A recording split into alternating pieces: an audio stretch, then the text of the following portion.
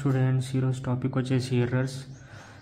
ముందుగా అయితే ఛానల్ని సబ్స్క్రైబ్ చేసుకోండి, లైక్ షేర్ కామెంట్ చేయండి. కింద డిస్క్రిప్షన్లో లింక్స్ ప్రొవైడ్ చేస్తాను, నోట్స్ యొక్క లింక్. అక్కడికి వెళ్ళి నోట్స్ డౌన్లోడ్ చేసుకోండి, వీలైనంత వరకు షేర్ చేయండి. టాపిక్లోకి వెళ్దాం ఇప్పుడు. Errors may be defined as the difference between true value and standard value. అంటే ఎర్రర్ అంటే ఏంటి? జస్ట్ మిస్టేక్ అని అర్థం. ఓకే, ట్రూ వాల్యూ ఏదైతే ఉంటుందో ప్లస్ నీకు స్టాండర్డ్ వాల్యూ ఏదైతే ఉంటుందో దాంట్లో డిఫరెన్స్ రావడాన్ని మనం ఎర్రర్ అంటాం.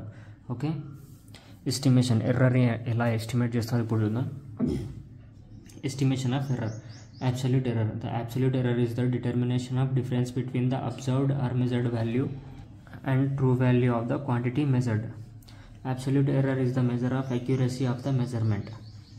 అంటే ఇప్పుడు నువ్వు మెజర్ చేస్తే వాల్యూ ఏదైతే వస్తుందో దాన్ని అండ్ ఇంకా ట్రూ వాల్యూని నువ్వు డిటర్మినేషన్ చేస్తావు, డిఫరెన్స్ ఎంత ఉంది దీంట్లో అనేది.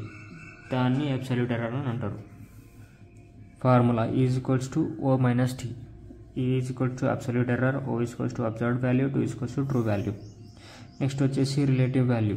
Relative error is the absolute error divided by the true value. Relative ఎర్రర్లో మనకి ఏముంది? Observed value minus true value divided by true value. ఇది వచ్చేసి రిలేటివ్ ఎర్రర్. ఇవి రెండు ఏవైతే ఉన్నాయో ఫార్ములాస్, వీటిని యూజ్ చేసి మనం ఎర్రర్స్ని ఎస్టిమేట్ చేస్తాం. Sources of errors. మనకు ఎర్రర్స్ ఎలా జరుగుతాయి అనేది సోర్సెస్ ఆఫ్ ఎర్రర్స్ ఇప్పుడు చూద్దాం. ఇన్స్ట్రుమెంటల్ ఎర్రర్ ఉంటుంది, హ్యూమన్ ఎర్రర్స్ ఉంటాయి, మెథడాలజికల్ ఉంటాయి, శాంప్లింగ్ ఎర్రర్స్ ఉంటాయి, ఎన్విరాన్మెంటల్ ఫ్యాక్టర్స్ ఉంటాయి. Okay, instrumental errors. The instruments faulty calibration leads to errors. For example, ఒక ఇన్స్ట్రుమెంట్ ఉంది, ఇది ఒక ఇన్స్ట్రుమెంట్ అనుకుందాం. ఇన్స్ట్రుమెంట్లో మనకు స్కేల్స్ ఉంటాయి. 1 2 3 1 2 3 1 2 3 1 2 3 1 2 3. ఓకే, 1 2 3 4 5 మిస్ అయ్యి నువ్వు 5.5 ఇక్కడ వేసినావు, తర్వాత 6 వేసినావు అనుకో. బేసికల్గా డిఫరెన్స్ ఎంత ఉంది? 1 ఉంది. ఇక్కడ కూడా 1 ఉంది, ఇక్కడ కూడా 1 ఉంది, ఇక్కడ కూడా 1 ఉంది. ఇక్కడ ఎంత ఉంది? 0.5 ఉంది. సో ఇక్కడ డిఫరెన్స్ వచ్చేసింది కదా క్యాలిబ్రేషన్లో ఇన్స్ట్రుమెంట్ మీద. సో దీనివల్ల కూడా మనకు ఎర్రర్స్ వచ్చే ఛాన్సెస్ ఉంటాయి. The mall functioning of instrument leads to errors. అంటే నువ్వు గ్రీస్ అప్లై చేయకో, దాన్ని ప్రాపర్ మెయింటైన్ చేయకో ఒక ఇన్స్ట్రుమెంట్ని, దానివల్ల మాల్ ఫంక్షనింగ్ జరిగి అది కూడా ఎర్రర్కి కాజ్ అవుతుంది. Human errors. Error may occur when the analyst has done any mistake during handling or preparation of sample. అంటే నువ్వు ఫర్ ఎగ్జాంపుల్ ఒక శాంపుల్ ఇచ్చింది చేతికి, నువ్వు సరిగ్గా దాన్ని హోల్డ్ చేయలే, కొంచెం కింద పడేసినావు, కొంచెం క్వాంటిటీ కింద పడిపోయింది. లేకపోతే నువ్వు ప్రిపేర్ చేసేటప్పుడు 0.3 ml అని రాసి ఉంటే నువ్వు 0.4 ml రాసినావు. దీనివల్ల కూడా మనకు ఎర్రర్స్ వచ్చే ఛాన్సెస్ ఉంటాయి. క్యాల్కులేషన్ మిస్టేక్స్ కూడా ఉంటాయి. అంటే నువ్వు క్యాల్కులేషన్ సరిగ్గా చేయలేదనుకో, ఇంప్రాపర్ యూస్ ఆఫ్ ఎక్విప్మెంట్, దానివల్ల కూడా మనకు హ్యూమన్ ఎర్రర్స్ అని వస్తాయి. Error may occur due to lack of training by the analyst. ఇది ట్రైనింగ్ అంటే ట్రైనింగ్ సరిగ్గా లేదనుకో ఒక హ్యూమన్కి, అదే అనలిస్ట్కి, దానివల్ల కూడా ఎర్రర్స్ వస్తాయి. నెక్స్ట్ వచ్చేసి methodological error. The analyst make error when he chooses wrong method for analytical technique. For example, నీకు ఒక శాంపుల్ వచ్చింది చేతికి. బేసికల్లీగా ఈ శాంపుల్కి నువ్వు ఏం చేయాలి? TLC చేయాలి, థిన్ లేయర్ క్రోమాటోగ్రఫీ చేయాలి. థిన్ లేయర్ క్రోమాటోగ్రఫీ చేస్తేనే నీకు యాక్చువల్ రిజల్ట్ అనేది వస్తుంది. ఓకే, నువ్వు ఏం చేస్తావు? నీకు తెలియక నువ్వు ఏం చేస్తావు అనేది పేపర్ క్రోమాటోగ్రఫీ చేస్తావు. ఓకే, పేపర్ క్రోమాటోగ్రఫీ చేస్తావు. దీనివల్ల నీకు రిజల్ట్ రాదు. సో దీనివల్ల కూడా మనకు ఎర్రర్ వచ్చే ఛాన్సెస్ ఉన్నాయి. నెక్స్ట్ వచ్చేసి sampling error. Contamination in sample, degradation or instability of the sample before analysis leads to error. అంటే నువ్వు శాంపుల్ యూజ్ చేస్తావు కదా, అది కంటామినేషన్ ఉంటే, ఇంకా నువ్వు బిఫోర్ యూజ్ చేయకముందే అది డిగ్రేడ్ అయిపోయి అదే ఖరాబ్ అయిపోయి ఉంటే దానివల్ల కూడా మనకు ఎర్రర్స్ వచ్చే ఛాన్సెస్ ఉంటాయి. నెక్స్ట్ వచ్చేసి environmental factors like temperature and humidity leads to error. Temperature, humidity కూడా ఎర్రర్స్కి దారితీస్తాయి. బేసికల్గా మనకు 2 టైప్సే ఉంటాయి ఎర్రర్స్, కాకపోతే థర్డ్ వన్ కూడా ఉంది, గ్రాస్ ఎర్రర్ అనేది. అది కూడా చూద్దాం. Types of errors. Systematic error ఉంటుంది, ర్యాండమ్ ఎర్రర్ ఉంటుంది, గ్రాస్ ఎర్రర్ ఉంటుంది. Systematic error is also known as determinate error. అంటే డిటర్మినేట్ అంటే ఏంటిది, నీకు తెలుసు అది సిస్టమేటిక్ ఎర్రర్, అరే ఇది జరిగింది, ఇది జరుగుతుందిలే, దీంట్లో పక్కా జరుగుతుంది అని నీకు నువ్వు డిటర్మైన్ చేయొచ్చు నువ్వు అది జరుగుతుంది అని. Okay, systematic error are inaccurate and they are unpredictable. అంటే అవి అక్యురేట్గా ఉండవు, కిందికి పైనకి ఉంటాయి కొంచెం. Okay, and they are predictable అంటే నువ్వు దాన్ని ప్రెడిక్ట్ చేయొచ్చు, అరే ఇది ఎర్రర్ పక్కా జరుగుతుంది, ఇది దీనివల్లనే జరిగింది అని కూడా నీకు తెలుసు సిస్టమేటిక్ ఎర్రర్లో. Systematic error can be corrected once identified. దీన్ని నువ్వు ఒకసారి గుర్తుపట్టినావు అనుకో అదే తప్పు జరిగిందని, దీన్ని ఐడెంటిఫై చేయొచ్చు సిస్టమేటిక్ ఎర్రర్ని. ర్యాండమ్ ఎర్రర్ని అలా కాదు, నువ్వు గుర్తుపట్టినా తప్పు నువ్వు దాన్ని కరెక్ట్ చేయలేవు. సోర్సెస్ ఆఫ్ సిస్టమేటిక్ ఎర్రర్, ఇంతకుముందు ఇన్స్ట్రుమెంటల్ ఎర్రర్స్ అవన్నీ చూసినాం కదా మనం. ఇక్కడ కూడా సోర్సెస్ ఆఫ్ సిస్టమేటిక్ ఎర్రర్ అని రాసి నువ్వు ఇవన్నీ టైప్స్ రాయాలి, మళ్ళీ మెథడాలజికల్ అని బ్రీఫ్గా ఎక్స్ప్లెయిన్ చేయాలి. ర్యాండమ్ ఎర్రర్లో మనకు random error is also known as indeterminate error. అంటే నువ్వు దీన్ని డిటర్మినేట్ చేయలేవు ఎలా జరిగిందని. Random error or unpredictable and uncontrollable. అంటే అవి దాన్ని ప్రిడిక్ట్ చేయలేం, జరుగుతుందా జరగదా అని. ఓకే, దాన్ని కంట్రోల్ కూడా చేయలేం.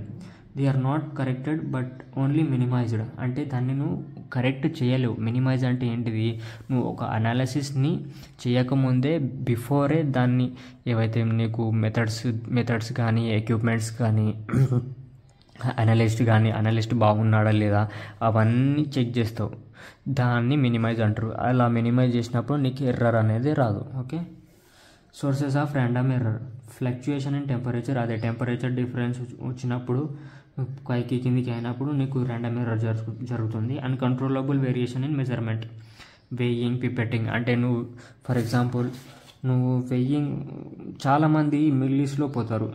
1.250 1 గ్రామ్ 25 మిల్లీ కదా, ఇది 250 మిల్లీ. సో కొంతమంది ఏం చేస్తారు, 1.25 గ్రామే తీసుకుంటారు, జీరో ఏముందిలే అనేది తీసేస్తారు. దీనివల్ల కూడా మనకు ఎర్రర్ అనేది వస్తుంది. పిపెట్ ఇట్లా ఉంటుంది కదా పిపెట్. ఓకే, పిపెట్లో కూడా నువ్వు తీసుకునేటప్పుడు బరాబర్ తీసుకోవాలి వాల్యూ. అది కూడా కొంచెం పైన కొంచెం కిందికి తీసుకున్నావు అనుకో, దానివల్ల కూడా మనకు ఎర్రర్స్ వచ్చే ఛాన్సెస్ ఉంటాయి. నెక్స్ట్ వచ్చేసి gross errors. These are serious mistakes typically caused by human error. They are often large and easily identifiable. Gross errors అనేటివి హ్యూమన్ వల్ల జరుగుతాయి. ఓకే, ఇవి లార్జ్ స్కేల్లో ఉంటాయి, లార్జ్గా ఉంటాయి, ఈజీగా నువ్వు చూసి గుర్తుపట్టేయచ్చు, అరే ఇట్లా జరిగింది, ఇక్కడ జరిగింది ఎర్రర్ అని. దాన్ని కరెక్ట్ కూడా చేయొచ్చు. మెథడ్స్ ఆఫ్ మినిమైజింగ్ ఎర్రర్స్ నేను ఎలా మినిమైజ్ చేయగలవో అవన్నీ ఇప్పుడు చూద్దాం. Errors can be minimized by understanding the source and type of errors thoroughly. Source ఎలా అయితే జరిగిందో ఇంతకుముందు వాటిని నువ్వు ఫైండ్ చేసి దాన్ని మినిమైజ్ చేయొచ్చు. నెక్స్ట్ వచ్చేసి predictable errors can be minimized by correcting the factor directly. Factor నేను డైరెక్ట్ ప్రిడిక్ట్ చేసి దాన్ని మినిమైజ్ చేయొచ్చు. Unpredictable errors can be minimized by following standard protocols and good laboratory practices. అంటే నువ్వు అన్ప్రిడిక్టబుల్ ఎర్రర్స్ జరిగినప్పుడు నీకు తెలియనప్పుడు అది ఎలా జరిగిందో అందులో ఏం చేయాలి, నువ్వు ప్రోటోకాల్స్ బరాబర్ ఒక అనాలిసిస్ చేసేటప్పుడు అనలిస్ట్ బాగుండాలి, ఇంకొచ్చేసి ఇన్స్ట్రుమెంట్స్ ఎక్విప్మెంట్స్ అన్నీ బాగుండాలి, శాంపుల్ బాగుండాలి, డిగ్రేడ్ అవ్వకూడదు. అవన్నీ చూసుకున్నప్పుడు మనకు అన్ప్రిడిక్టబుల్ ఎర్రర్ని నువ్వు మినిమైజ్ చేయొచ్చు. Methods to minimize errors. First వచ్చేసి instrumental error, personal errors, chemical errors, errors in methodology, indeterminate error. Instrumental errors. These errors can be minimized by checking the equipments used for analysis before starting of analysis. Faulty equipment should be corrected by experts. అంటే for example ఇంతకుముందు అన్నాను కదా, ఒక equipment ఉంది, equipment మీద scale ఉంది. Okay, values పైకి కిందికి, ఓకే 1 దగ్గర 2 ఉండటము, 2 దగ్గర 4 ఉండటము, ఇలా పైకి కిందికి వాల్యూస్ చేంజ్ అయినా అనుకో, దానిలో వల్ల కూడా మనకు ఎర్రర్స్ వస్తాయి కదా. దీన్ని నువ్వు క్యాలిబరేట్ మంచిగా చేయాలి, ఫస్ట్ ప్రింట్ బాగా చేయాలి తప్పు లేకుండా, దానివల్ల మనకు మినిమైజ్ చేయొచ్చు. ఎక్స్పర్ట్స్ని తీసుకెళ్ళి నువ్వు ఏదైతే ఉంటాయో నీ దగ్గర అవి మిషన్స్, దాన్ని కరెక్ట్ చేయించుకోవాలి. Personal errors. Skilled persons should be employed who has knowledge to operate the analysis. అంటే స్కిల్డ్ పర్సన్స్ ఎవరైతే ఉంటారో వాళ్ళని మాత్రమే అపాయింట్ చేయాలి. దీనివల్ల ఎర్రర్స్ని మినిమైజ్ చేయగలుగుతావు. Chemical errors. The quality of chemicals should be checked prior to analysis. అంటే బిఫోర్ అనాలిసిస్, ప్రియర్ అంటే బిఫోర్కి నువ్వు శాంపుల్ ఏవైతే ఉన్నాయో యాజ్ పర్ రిక్వైర్మెంట్ కరెక్ట్ ఉన్నాయా లేదా, మిల్లీలీటర్ మిల్లీమీటర్ మిల్లీగ్రామ్లో కూడా నీకు చేంజెస్ కూడా రాకూడదు. ఓకే, దీనివల్ల కూడా మనం ఎర్రర్స్ని మినిమైజ్ చేయొచ్చు. నెక్స్ట్ వచ్చేసి errors in methodology. Standard methods should be followed by the analyst to avoid this type of errors. Standard methods ఏవైతే ఉన్నాయో మెథడాలజీలో అవే మాత్రం ఫాలో కావాలి, అవే నువ్వు ఫాలో కావాలి, వేరే ఫాలో కాకూడదు. Okay, indeterminate errors are unpredictable, so entire procedure should be carried out in one planned manner to avoid this type of errors. Indeterminate error అనేది నువ్వు అన్ప్రిడిక్టబుల్, దాన్ని ప్రిడిక్ట్ చేయలేవు ఎక్కడ తప్పు జరిగింది ఎలా జరిగిందని. సో దాన్ని నువ్వు మినిమైజ్ చేయొచ్చు బిఫోరే వెల్ ప్లాన్ చేసుకొని అనాలైసిస్ ఎలా చేయాలనేది. Okay, thank you.